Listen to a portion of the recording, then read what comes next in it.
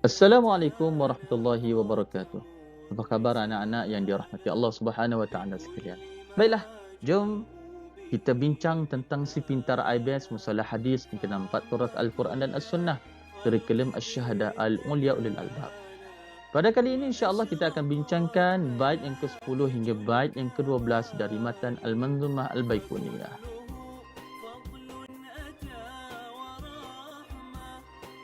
Qala al-musannif rahimahullahu ta'ala anhu, musalsalun qul ma ala wasfin ata mithlu ama wallahi anba'anil fata kadzaka qad haddathanihi qa'iman aw ba'da an haddathani tabassama azizu marwi ithnaini aw thalathah masyhuru marwi fawqa ma thalathah.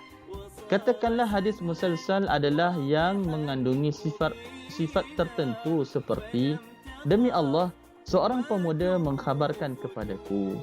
Begitu pula sungguh dia mengkhabarkan kepadaku sambil berdiri, atau setelah mengkhabarkan kepadaku ia tersenyum. Hadis aziz adalah yang perawinya 2 atau 3, dan hadis masyhur perawinya lebih dari 3.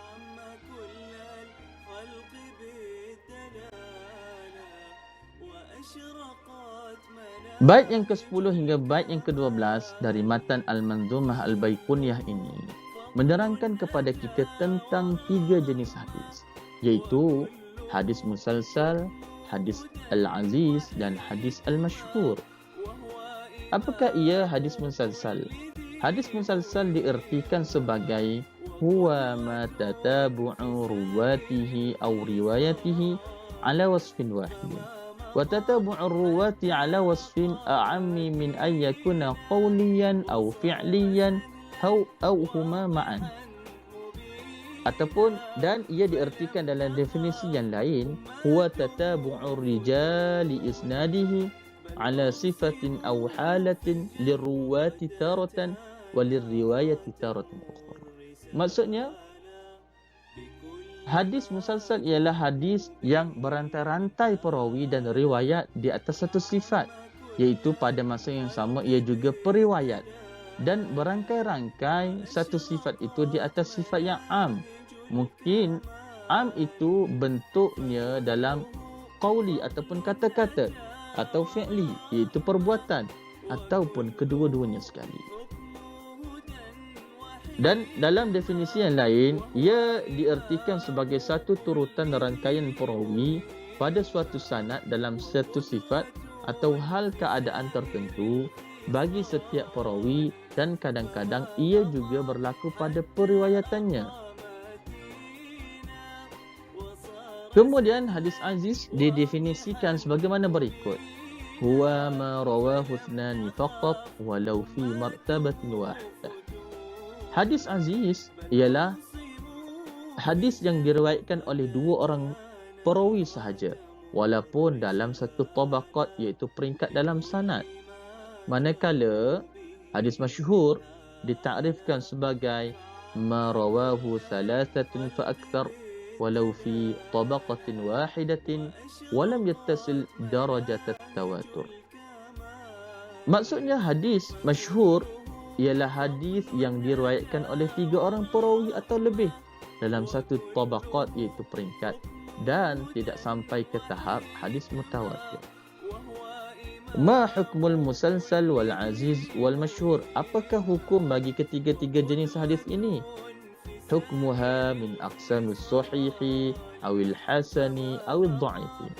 Hukum bagi ketiga-tiga jenis hadis ini ialah dinilai sebagai hadis sahih, juga kadang-kadang dinilai sebagai hadis hasan, dan boleh jadi juga ia dinilai sebagai hadis dhaif. Semuanya bergantung kepada penilaian ulama muhaddithin.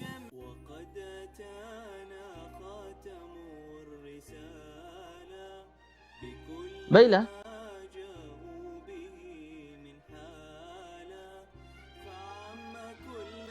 marilah sama-sama kita melihat contoh bagi ketiga-tiga jenis hadis yang kita bincang sebentar tadi. Sekarang kita bincang tentang hadis musalsal.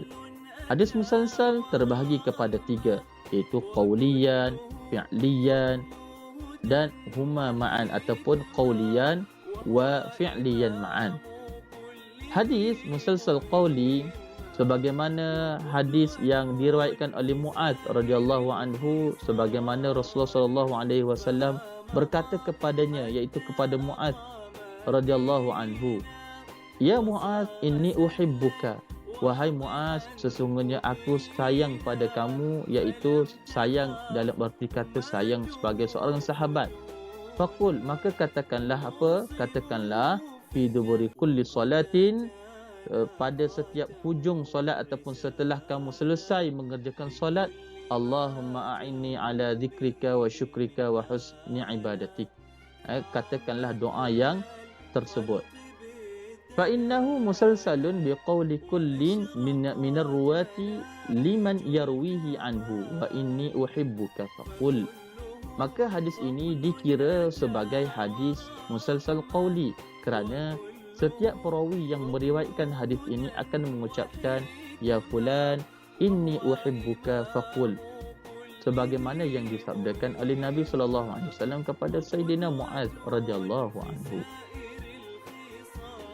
Kemudian hadis musalsal fi'li ataupun hadis musalsal perbuatan sebagaimana yang diriwayatkan oleh Abu Hurairah yang mengatakan bahawasanya syabaka biyadai Abul Qasim, Rasulullah sallallahu alaihi wasallam telah menggenggam kedua belah tangan aku, lalu dituruti perbuatan tersebut oleh Abu Hurairah radhiyallahu anhu ketika mana beliau menyampaikan hadis ini kepada orang lain, iaitu kepada sahabat-sahabatnya yang lain. Maka tidak cukup dengan itu, setiap perawi selepas Abu Hurairah radhiyallahu anhu juga meriwayatkan hadis ini dengan meniru cara menjalinkan tangan tasybik sebagaimana Nabi lakukan terhadap Abu Hurairah radhiyallahu anhu. Itulah hadis musalsal fi'li. Wa thalithan, yang ketiga hadis musalsal qawliyan wa fi'liyan ma'an. Hadis qawli dan hadis fi'li, musalsal qawli dan juga fi'li secara serentak, berlaku secara serentak, di mana hadis berkenaan setiap perawi hadis bermula dengan Anas radhiyallahu anhu sebagaimana hadis yang diterangkan dalam slide ini. Setiap perawi hadis bermula dengan Anas radhiyallahu anhu hingga seterusnya akan melakukan dan mengatakan sebagaimana yang disampaikan oleh Rasulullah sallallahu alaihi wasallam kepada Anas radhiyallahu anhu, iaitu dengan menggenggam janggut dan berkata amantu bil qadri ila akhiril hadis. Itulah yang dinamakan sebagai hadis musalsal qawliyan wa fi'liyan ma'an. Mana perbuatannya? Mana fi'liyannya? Fi'liyan sebagaimana yang Rasulullah sallallahu alaihi wasallam menggenggam janggut baginda sallallahu alaihi wasallam yang mulia, dan mana kata-kata yang diikuti oleh Anas dan perawi-perawi yang lain, itu amantu bil qadri ila akhirih atau ila akhiril hadis. Kata-katanya aku beriman dengan qada dan qadar Allah Subhanahu wa taala hinggalah ke akhir hadis.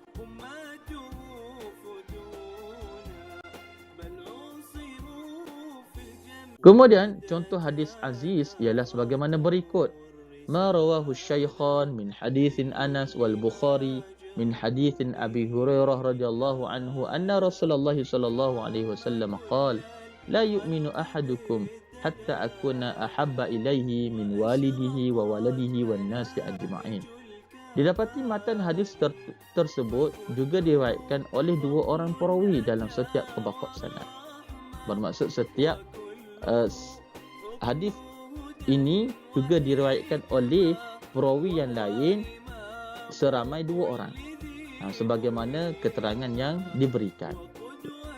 Kemudian contoh hadis masyhur sebagaimana matan hadis yang berbunyi innallaha la yaqbidul ilma intiza'an yantazi'uhu minal ibad walakin yaqbidul ilma yaqbidu ulama biqabdil ulama.